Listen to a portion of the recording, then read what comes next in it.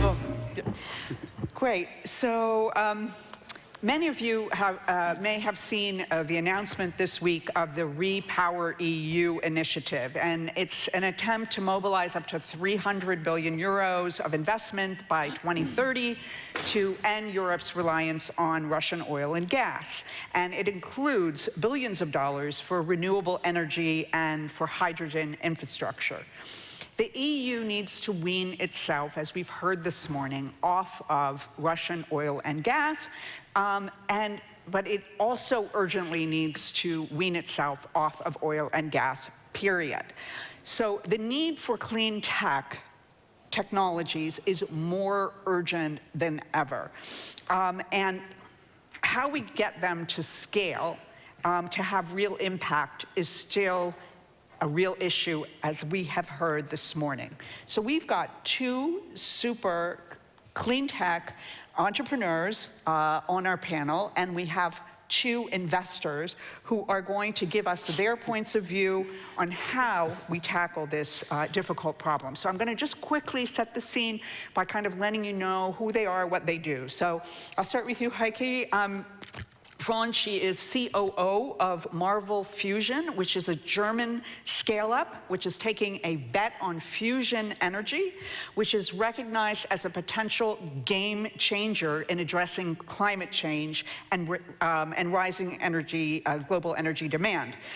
It is pursuing a very innovative approach that uses lasers instead of magnets, and has so far raised $65 million, including a $35 million round in February, led by Early Bird Venture Capital.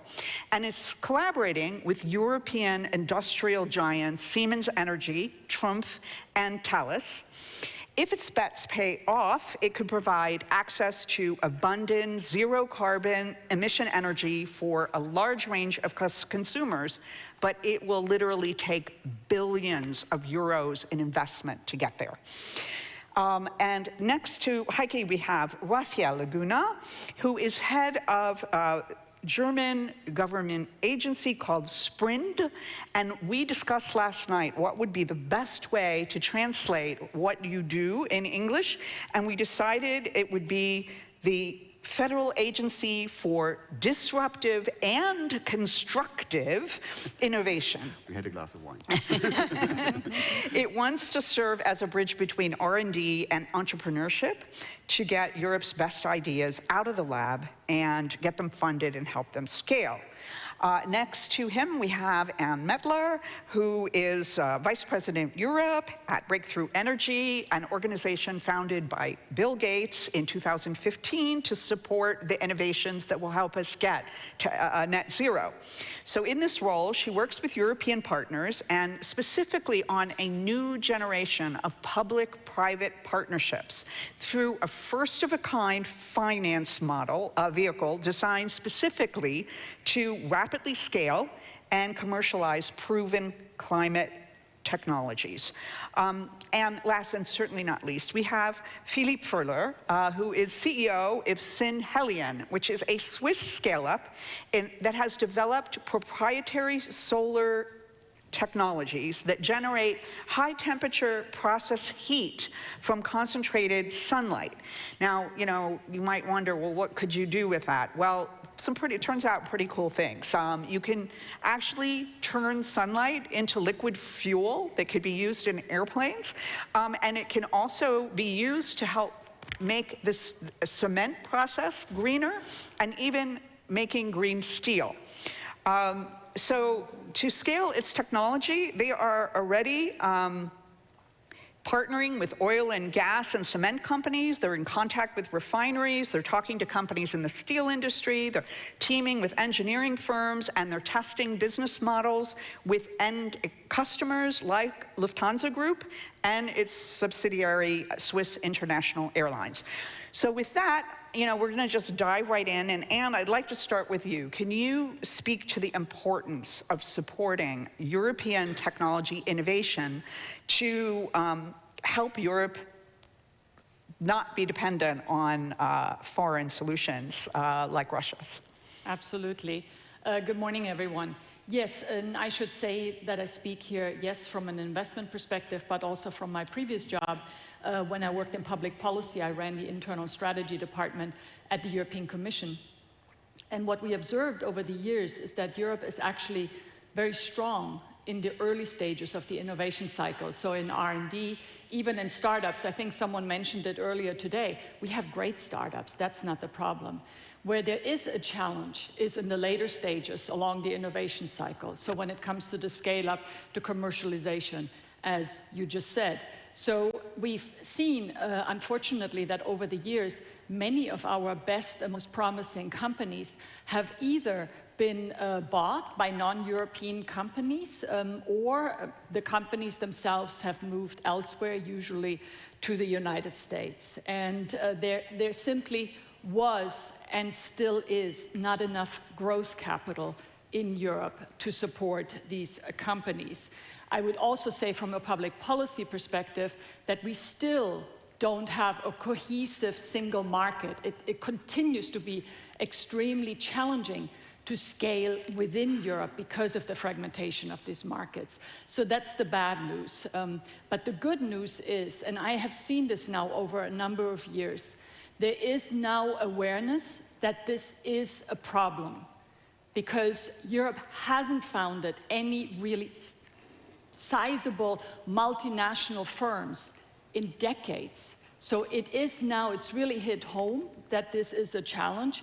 And so it's actually great for me to sit next to you, Rafael, you know, and this agency didn't exist 5 years ago, but now it does. So broadly speaking, I would say there is now awareness, including at the European level, where there is now a sizable innovation fund to really help these companies scale, get off the ground, and become very sizable companies that can compete in the global market.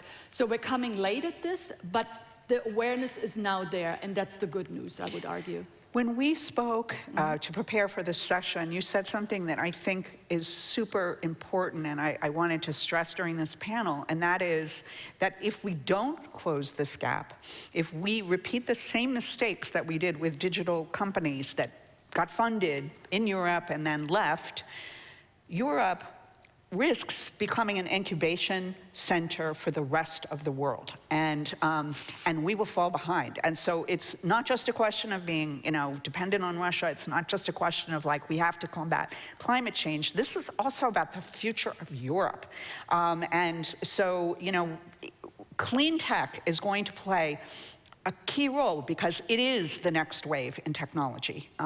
So let's talk about what role can industry play to help these companies scale up. And Anne, I'll start with you because Breaktrough Energy is involved with something called First Movers, and I'd love for you to talk to us about that, and then maybe give us an example with the European Battery Alliance of how this can work. Yeah, so thank you. I mean, first of all, industry is really needed to generate the necessary demand for these clean technologies, right? So there's definitely a very important role for industry to play here.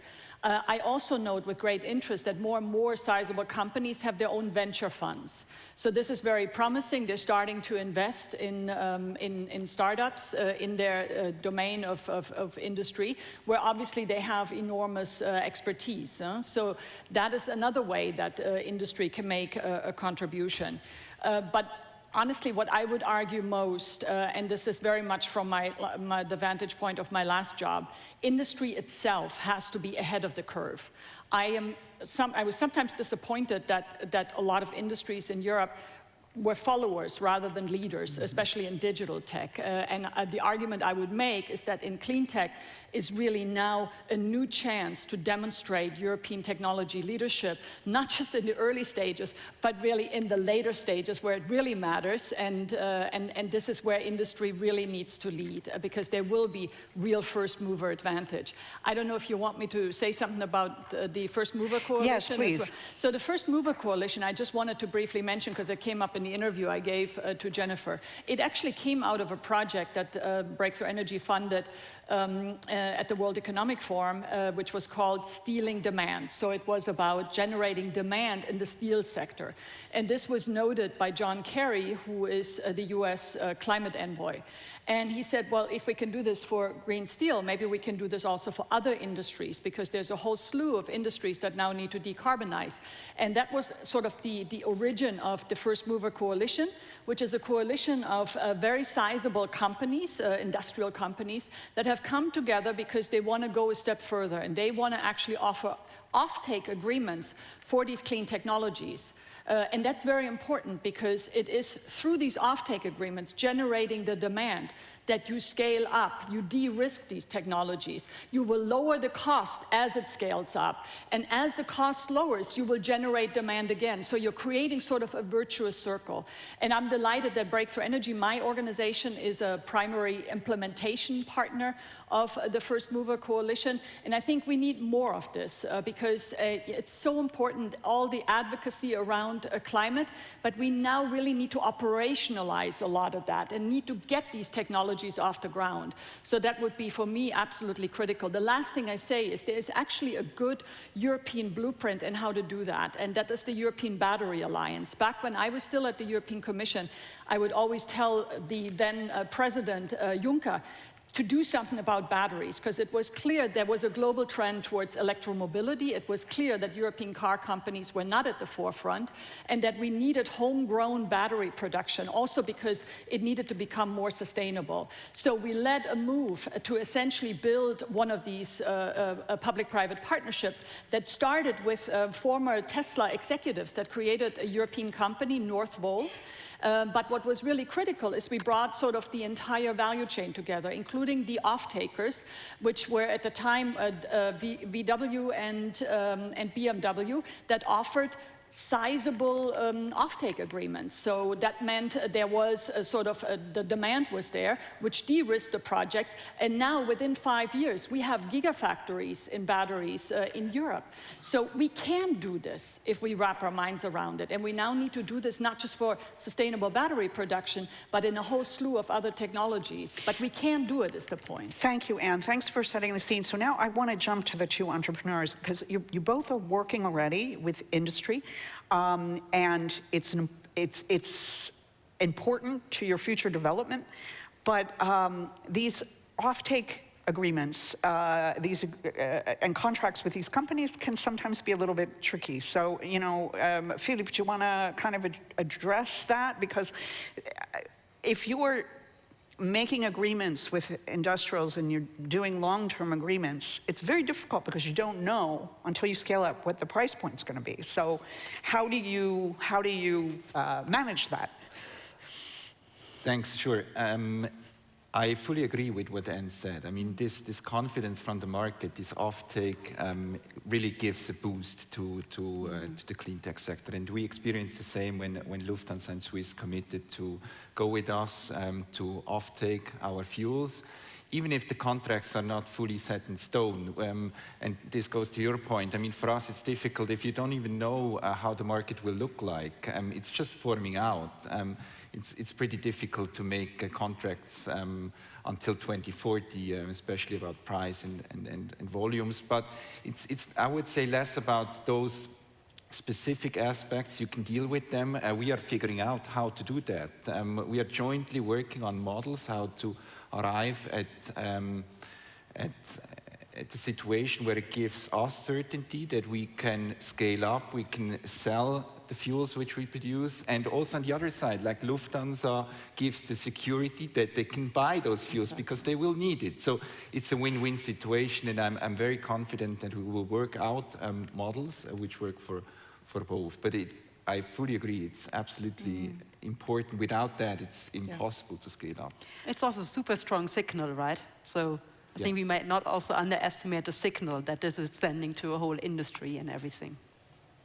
So tell us, you're working with a number of different, large companies. How are you working with them now? How would you like to work with them in future? Yeah, so I'm also a strong believer in corporations. So we are working on fusion energy. Fusion energy is like a real deep tech problem. And to solve such a big deep tech problem, you need to bring everyone together, right? Industry together with science, together with politics, together with startups. And what we also believe, so we are working on a super novel approach also to fusion energy, as you mentioned, and we are working with a laser-based approach versus the traditional approaches that use magnets. And we are utilizing ultra-short pulse, high-energy lasers to bring together those two nuclei to fuse. And fusion is basically the opposite of fission. And in contrast to fission, it doesn't come with long-lived radioactive waste. It doesn't come with any safety risk. It's a CO2-free energy source. It's a very dense energy source. It's 24/7 baseload capable. So it's exactly what we believe, or what I believe, that the future energy market will need. So it could play a super important role in the energy supply of the future. And while we are still validating the physics, I also want to hold a very ambitious timeline up there. So I want to have fusion power plants on the grid in the early 2030s. And to achieve this very ambitious timeline, we already need to do tech development now. And that is why we are going into the corporations with Siemens Energy, developing the power plant concepts already now, with Trumpf, with Thales, to develop the laser systems, because I strongly believe if we don't kick off these developments now, even if everything else is validated, we will not have the power plants in the early 2030s, because tech development takes such a long time. I'm an engineer of education, so I know that these things need a long time. So we need to do that, and we need to do that jointly with the industry. And as I just mentioned to Philipp, I also believe it's a strong signal that those industrials are sending to the market, saying, hey, this is something we need, and then potentially also pushing politics and others to also follow that route. So I also wouldn't underestimate the signal. So we would be... Can I add a point? I think so off-take agreements are extremely important to create this market, but I think it's not enough. So I think along the value chain, all the companies need to make a step forward. Maybe in the lines of Belen, what she said yesterday, have some courage, invest early in those technology. Can be by providing a laser to Heike or some other equipment. Because already the first step are extremely expensive. It's not like developing a code, it's really hardware. The first steps cost millions. Exactly. Technology is extremely risky, or the perceived risk is very high. No results there except science. So already there, we need that the companies along the value chain make a step forward, even if it's not precisely in your area. But you need to solve the problem of your whole industry jointly. And so you need to go a bit further than what you feel comfortable. So you need to get out of the comfort zone in order to solve the problem of your own, of the whole industry. So I'd like to jump now to the role of government. Because it's clear we need funding from industry, we need industry to be more courageous, but we also need government to step up. And this week, along with the EU's announcement, there was an announcement by the White House that they're going to spend $3.5 billion just to develop carbon capture technologies. And they're putting money into fusion, they're putting money into other clean tech, and putting their full weight behind it. So tell us about your agency. How do you see your role, and how do you see government's role in supporting the European clean tech acceleration? I guess to sum it up, it would be fill the gaps, because private sector can only do this much. It has ROI interests and things which are natural, but some things, like Heike said, just take a very long time, have a very high technical risk, like the laser that Heike needs. The demonstrator will cost 50 million to build, and it won't provide the energy yet that she needs. But we need to take this first step to do the second step after that. And there will be no financial outcome for this demonstrator. So it will be very hard to find financing from the private sector. And this is where SPRIND comes in. This is where we say, okay, this is not just technology that's not there yet, that's expensive to develop, deep tech hardware, not asset-light software. But it's also a platform technology that has the potential to be used in many different fields, like material inspection, non-destructive material inspection, medical applications. So in a way, you can say, we just put the money into this platform technology. Will eventually be what Heike needs, and hopefully that works. But we will have our other options to do that, so it might be well invested money, or it might fail. which for government agencies is very hard to explain because you're spending tax euros in this case. Right? Sure. And now saying, okay, we did this and now it's failed and the outcome is zero. It's never zero, of course. You always develop technologies which might be useful. We do challenges for raising awareness, like the carbon capture and utilization challenge that we did with a colleague of yours on the jury, where we make a call, pretty similar to what Elon Musk did or what the American government did. Of course, when we do it in Germany, it's always less money, but more enthusiasm, I guess, can replace it.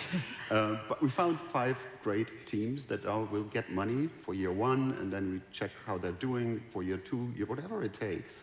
And then maybe even more money, like the 50 million euro laser, if something becomes very promising. And as soon as you can see that this might work, and you need doing commercial development, business development, maybe scaling production, the government participation will go down and the private sector will come in. But like with the CHIPS Act, you can even go far into production. I mean, that's something that we worked on for a long time, right? And SPRIND sort of created the input to the European CHIPS Act that was announced, and it will be the biggest subsidiary that will be given ever for the EU and for Germany. And we're building manufacturing for leading node-sized chips just to catch up because we're like 15 years behind in this technology. So this is where governments can do a lot. And last but not least, it's purchasing power. Yes. It's not just subsidies and stuff, but like I said, to create a market, the government can do a lot. And actually, if you look at how DARPA and NASA was founded, it was not only founded on funding for subsidies and things, but on grants, but also by the purchasing power of the Department of Defense and others that pour hundreds of billions into it every year and create demand for the market. And of course now, if you fund the technology risks, if you fill the order books, right, the private sector happily comes in because 2 big risks are taken care of. And look at how it worked. Do you think that, if there is any bright side at all to this terrible war in Ukraine, it has woken up all of Europe to the fact that we're too dependent, of course, on Russian oil. But do you think this could help accelerate, the government's support of clean tech? Well, apart from the humanitarian tragedy that we see there, these events always stir up old habits and kill dogmas that have been around, and we see that happening in Germany quite a bit. And it's kind of funny how it happens. It's a double-edged sword because one you can start moving into directions that you couldn't have been taken otherwise. A lot of money and energy is brought up, which hasn't been there before. The negative side on from a government perspective is that everybody is busy dealing with the tactics. And the companies, by the way, too. I mean, if you sort of are in danger of running out of energy, that's what's on the top of your mind. And quite frankly, these guys don't care if it's green or not. If the gas is switched off, then BASF in Ludwigshafen will switch off. Right? And that's the huge risk. So it's double-edged, but I think at the end, and we talked to somebody from the Ukraine yesterday who was in charge of some of the energy sector there. Of course, the opportunity for Ukraine is huge because there will be some kind of Marshall Plan after this. There will be more or less a green field, I mean, for Ukraine quite literally, where you can build new technology, where you can leapfrog and put in new stuff with the money given through this Marshall Plan and sort of become the most modern nation in respect to energy production, for example. So yeah, I think, and I hope 5 years from now we will say this is exactly what has happened. Okay, thank you. And I think this would be a good place for you to talk about how Breaktrough Energy is working with the EU and also the EIB. If I may, I first want to respond to something that you said, because I agree. I mean, now we need to deal with the immediate crisis, but it's also the role of government, and especially in democracies, to really plan ahead. And anything that can help us over the medium term to get rid of not just Russian fossil energy, but fossil energy, period, needs to be prioritized now. I mean, we cannot just go on and diversify supply as if that was enough. So I hear you, but I'm saying it's the role of people like you and people like me in my previous job to say, no, we really got to keep our eye on the future. And with that, maybe that's a good segue to how we work with the European Commission and the European Investment Bank, because we started a project, an initiative that we call the EU Catalyst Partnership. We will jointly mobilize up to $1 billion, around 820 million euros, to essentially invest in 4 critical climate technologies that have already proven themselves. So it's essentially sort of a blended finance model that is, I believe, very innovative because it also consists of a grant and philanthropic component, because what we have found in analyzing the funding of these projects is that it's oftentimes sort of the last mile funding. It's a little bit of a gap that really de-risks the funding of these projects. And this is where traditional investors, which do still have sort of the return on investment foremost on their mind, need a little help, and where philanthropic capital can be utilized to essentially accelerate these projects, get them off the ground much faster than they otherwise would. And we learned this from studying the trajectory of wind and solar. So it took about 40 years for these technologies to go from inception, so the R&D phase, to the commercialization and cost competitiveness phase. And we saw that sort of in the middle, there was a time when it took just years for the technologies to sort of get into the market, to generate the demand. And we believe that something can be done here to accelerate that, and that it will be done through Catalyst, which we are doing in Europe, as I said, with the European Commission and the EIB. In the United States, we have a similar partnership, also in the UK. Internationally, we do this through Mission Innovation, because we believe that every government really needs a new approach to doing these kind of projects. We don't have the time. These technologies, and you just said it, it takes years to get off the ground. You know, if we really want to be climate neutral by 2050, now is the time. I mean, this is the decade. So we really need to put everything we have into what I would describe as a new generation of public-private partnership, where sort of the immediate focus is not the return on investment, but really sort of what is the climate impact over time? What is sort of the public interest in these projects? And then doing things in a novel and agile way. Let me say, personally, I'm very inspired how we did a health moonshot in the form of a COVID vaccine.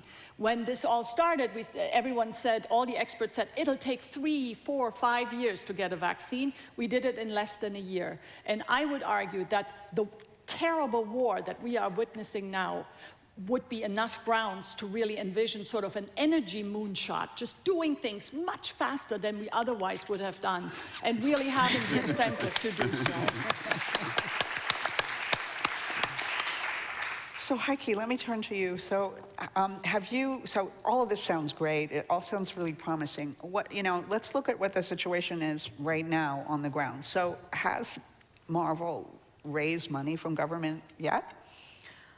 So far, we are fully privately financed. Obviously, we are looking in several programs and so on to also get public funding for our topic. I really have to highlight what Anne said earlier. I think if we don't start investing into new technologies now, they simply won't be there in 10 years, 20 years, 30 years. We need to start now, otherwise they won't be available. And I think what's also super clear is that with today's technology, renewables and so on, we will not be able to cater the energy demand of the world in the future. So we will need new energy sources to bring us somehow on the next level of the S-curve. And I think what that means is putting all the efforts that we have today into today's technology, so having better wind, better solar, making them more efficient, better, and so on. So pushing today's technologies, plus investing into new technologies that can then be available in 10 years from now.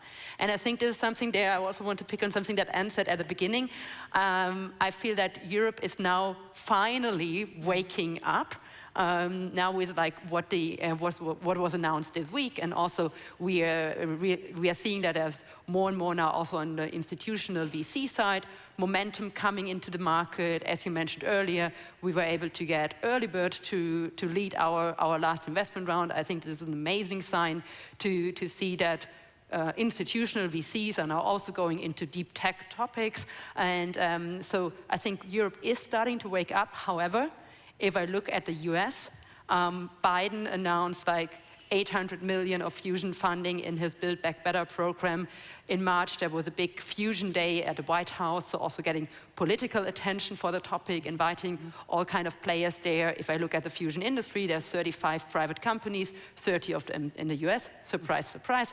So it's again a topic where Europe needs to wake up, otherwise it's again a technology where Europe will fall behind. And I mean, I love that Rafael is now leading this Agentur für Sprunginnovation, a leapfrog agency, how you call it, because Rafael is a businessman, is an entrepreneur. I think it's super important to have people like Rafael coming in and leading those agencies and knowing both sides of the game, and really hoping that instruments like the Agentur für Sprunginnovation can be now the right instruments to bridge that gap. And yeah, long answer to your short question. Okay, no, that's great. And Philipp, can I get your point of view on sort of, what's the lay of the land for, obviously today, the SAF markets, the alternative greener fuels, it's a hot market.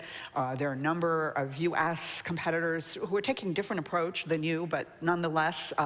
So, how do you see the competitive landscape, and are you confident that you'll be able to raise enough money here in Europe? I see a big challenge ahead of us. We need to provide 300 million tons of aviation fuels per year. So this cannot be provided by just a single provider, also not by just a single technology. So we need diversity of technologies, we need diversity of providers. So I'm really not afraid of competition. I'm happy that we have competition, that we can jointly address this market. It's also possible that we give a positive sign that we can solve this challenge. Otherwise, if we are the only ones addressing this challenge, we might come to the conclusion flying is just not allowed anymore. Or you can fly, like said yesterday, a short flight from Paris to Munich, and that's all what you can do. And then we cannot continue our connected life, which we love and which we believe is important. So we need to address this challenge jointly, and therefore we need competition. And I'm not afraid, and I'm also not afraid that we can raise enough money. I think it's important that we and others can bring the technology to the ground as fast as possible at industrial scale, so show the real thing, and then from there, scale up step by step. So this step-by-step approach is important because it lowers the technology risk, the perceived technology risk from investors, from governments, and it allows to get bigger and bigger volumes of financial streams in that technology to help scale up. So it's really the step-by-step approach and enlarging the investments in the technology. And I think it's important just to mention also that you've come a long way from getting this out of the lab, and you are in the process of building a test facility in Germany, and with plans to build a production plant in Spain already in 1-2 years. So, this is not some laboratory dream. This is something that has, really advanced and is showing great promise.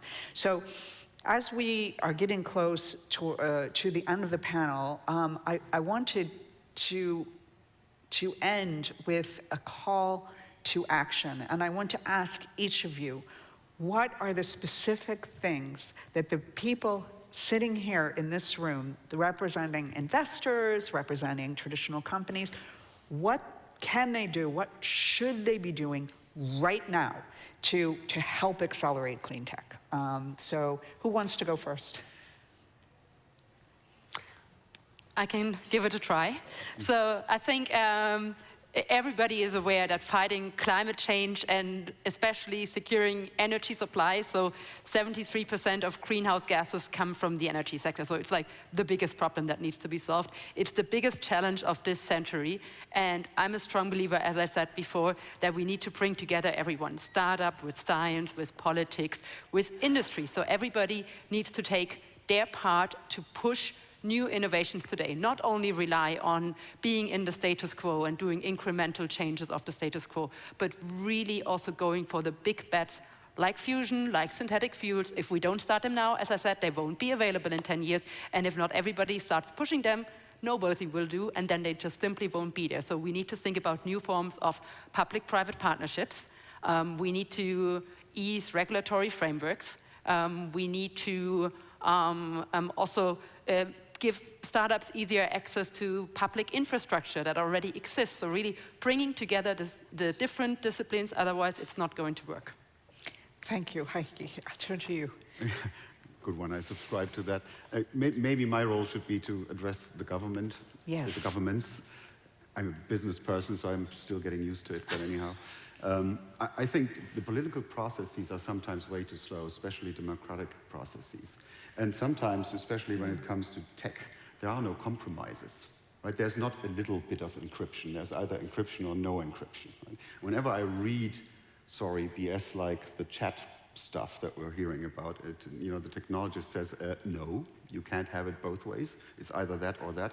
And the same applies to all these big challenges that we got in the energy sector and in many other sectors. So we need to be much more agile, fast, and take risks on the government. We need to stop finding compromises. There are no compromises. The world is not waiting. Climate change is not waiting. And actually, you're a little too optimistic when you say Europe becomes the incubator for the world. Actually, it might become the industry museum of the world, right? Where the Chinese fly in and show their kids where it all started, right? And this is how they worked back then. Isn't that fantastic? And that's how they lived back then. Yeah, funny. That's the risk. So our whole wealth and prosperity, our whole culture is at risk. So that's not a small task to do, and it's about us all, about our children and everyone, and it's quite imminent. It's not going to be in 30 years. It's going to all happen in 10 years. Yep. So get going. Thank you. Philipp, and then Anne, I'll give you the last word. Super, thank you. I made a comment before. So as you know, I mean, the energy transition is made by huge infrastructure. It's not made by software. It's not achieved by AI. You really need heavy investments in infrastructure, bolts which are as large as my leg. So again, along the value chain, get out of the comfort zone, take a bit more risk than what you did in the past, and help solving that problem. And leave no stone unturned. Yeah, okay, Anne. So, I mean, maybe just to wrap up, I mean, the one thing, and I hope this was crystal clear, that I really tried to get across is sort of the scale up and commercialization is really key now. And I would say it runs across sort of different policies. It's obviously needed for climate policy, because only if these technologies are actually used, will they decarbonize, right? Just developing them won't lead to decarbonization, it's the usage. I would also say it's an industrial policy issue, because we know that huge multi-billion euro markets will be created, and this time I want Europe to be ahead of the curve. And I would say it's now also really a security issue, because we've seen with this war how dependent we are on what I would call a petro-dictator. And anyone who says we cannot afford to invest in these technologies, I would say think again, because right now we're spending over $100 billion a year on these imports of Russian fossil energy, 100 billion. So we can afford it, and we can leapfrog, and we can make all these things happen, and now is the time to do it. Thank you, Anne. So let's give them a big round of applause. And I hope the message that you will take away from this panel is, support clean tech, because it's important for the future of the planet, and it's important for the future of Europe. Thank you very much to the panelists and the audience.